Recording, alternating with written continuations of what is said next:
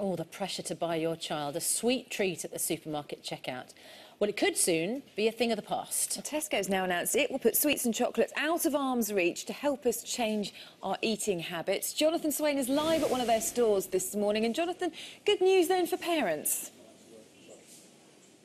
Certainly is, Charlotte. I certainly know what it's like when you go shopping with your children, when you finally get to the checkout, they're pestering you for some chocolate or for some snacks. And sometimes, as a parent, it is hard to resist. Well, you won't find chocolate and snacks at the checkouts at the big Tesco stores because they removed them from here a number of years ago. But what the company are now saying is that they're going to do similar at their smaller stores. And that's significant because there's around 1,700 of those stores around the UK, and our shopping habits have changed these days because we often go out to those smaller stores and shop little and often. Well, the companies say that this will help parents make more informed, healthier choices for their children. So is this really such a sweet idea?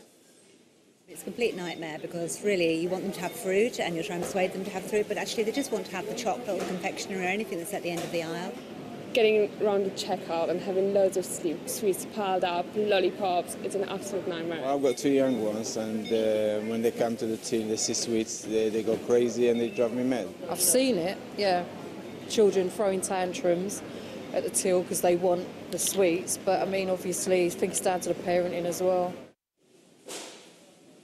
Well, campaigners also welcome the move as well, but what they'd like to see an end of is these chocolate, which is stacked up at the end of the aisle, which are often very close to the checkout. So, guys, it seems that temptation is never that far away. Well, that's a very good point, Jonathan. Thanks very much indeed. Dr. Aseem Malhotra is from Action on Sugar. Very good morning to you. Good morning.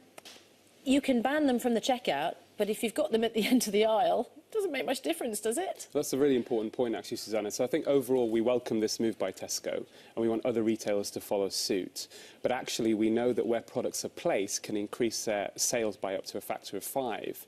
And food companies know that, and they actually pay stores to actually allow their products to be placed at certain places, like end-of-aisle locations and at the checkout till.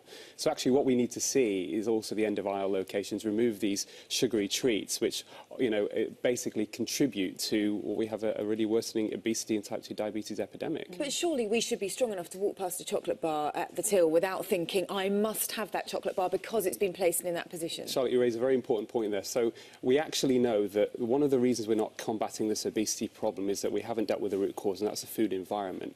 But often our food choices, although we think they're conscious and deliberate, are actually automatic and unconscious. And despite, for example, people wanting to lose weight, we're still tempted to buy that brightly coloured chocolate bar at the checkout till because it's where they're placed affects our behaviour. And also our behaviour is affected by having gone round the supermarket for quite a long time, sometimes with screaming children in tow. And, parent might want a little treat at the end, and certainly it's hard for the children to resist, isn't it? Absolutely. What's interesting is Tesco did this survey where the majority of parents felt that this move would actually help them choose healthier choices for their children, resist, the manipulations and marketing of the food industry, really. So do you think even if we had a balance, so even if we had sort of bananas, nuts, cereal bars, if there were some treats there, because there are people saying, well, hold on a second, as you were saying, if I get to the till and I want some chocolate, why shouldn't there be a selection of things available there? Well, the problem is, because we have unsustainable healthcare costs with the rising type 2 diabetes and obesity, based upon the fact we have an oversupply of cheap sugary foods, there is an imbalance of unhealthy foods versus healthy foods, and we need to correct that. So I think certainly if people want to buy chocolate, there's nothing wrong with the occasional treat, but the problem is we know the occasional treat has now insinuated itself within the daily diets of most people, and this is helping people make healthier choices. I think it's interesting to have a look at what other supermarkets are doing. Morrisons say they plan to remove confectionery from 1 in 5 checkouts in larger stores this year. Asda say they offer a range of different products. So as well as treats, they offer batteries and magazines as well. Lidl say that they banned sweets and chocolate bars from 600 stores and have replaced them with dried and fresh fruit, oatcakes and juices. So, they're all trying to take action.